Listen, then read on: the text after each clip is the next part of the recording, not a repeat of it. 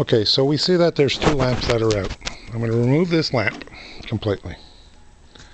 We're going to set that back into place down at the bottom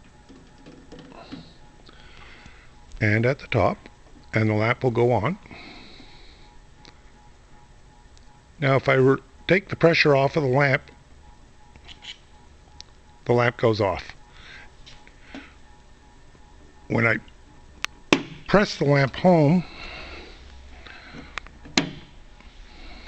we have nothing. Now we'll disconnect the power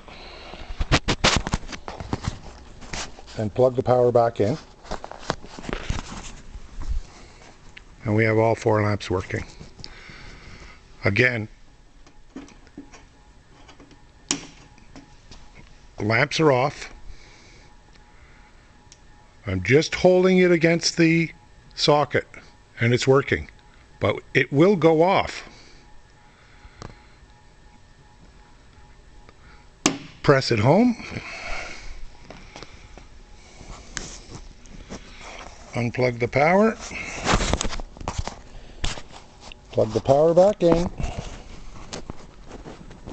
and the lamps work.